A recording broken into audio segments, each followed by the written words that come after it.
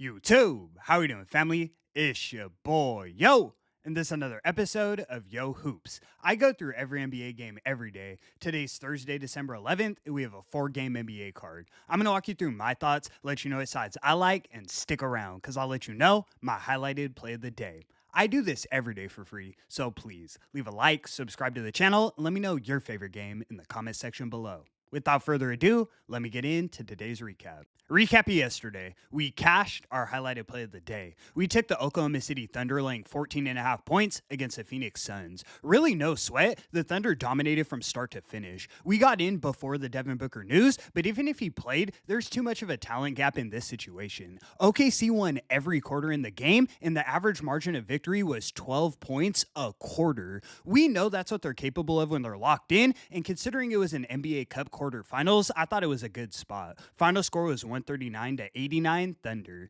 We're now 8-6 on all highlighted plays in December, 35-26 on every game played in the month, so we're seeing the board well. Let's keep the momentum rolling and get back in that win column today. Without further ado, let me get into today's games.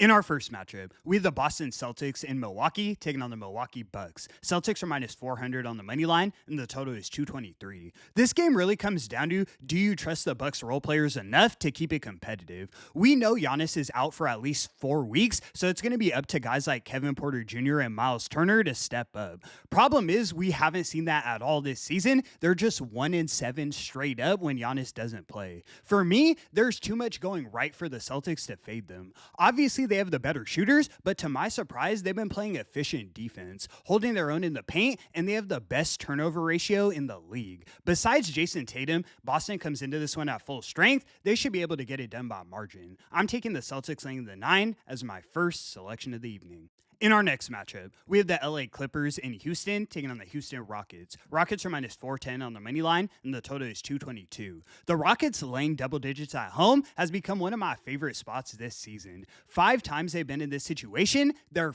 5-0 against the spread. I will mention Tari Eason is ruled out tonight, but besides that, the Rockets are more or less at full strength. The Clippers will be without Bradley Beal and Derrick Jones Jr., but my real problem with LA is their bench. I'm not going to list everyone out, but when you have 36-year-old Nicholas Batum and 37-year-old Brook Lopez in your second unit, you're not going to compete with these younger teams when James Harden and Kawhi go to the bench.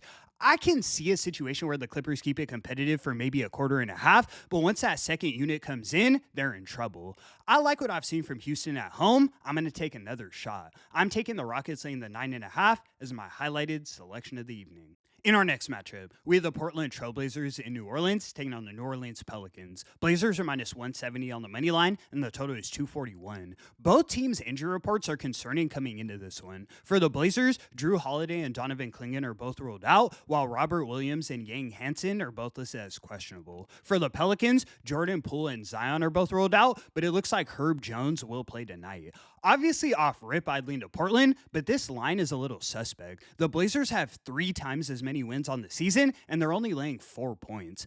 I'd still lean in their direction, but rather than taking a side, I'm looking at a prop. I'm taking Jeremy Grant to go over 20.5 points. He's already a really consistent scorer, averaging 19.5 on the season, but due to some of the recent injuries, he's getting up about 18 shots a game. With Zion out, there's not much forward pressure on him. I think he goes for 21, no problem.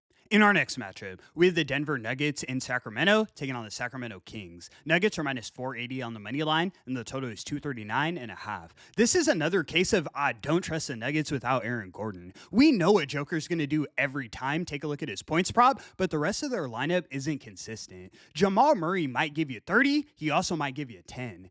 Cameron Johnson's a sharpshooter until he's dropping 8 points. I can't count on these guys. I will mention the Nuggets have been profitable from an ATS perspective on the road, but we know a lot of those wins came early in the season. Sacramento hasn't been anything special themselves, and Zach LaVine is out with Sabonis tonight, so I don't necessarily want to look in their direction either. Rather than taking a side, I'm looking at another prop. I'm taking Russell Westbrook to go over 17.5 points. With Zach LaVine and Dennis Schroeder out, he's getting up at least 16 shots.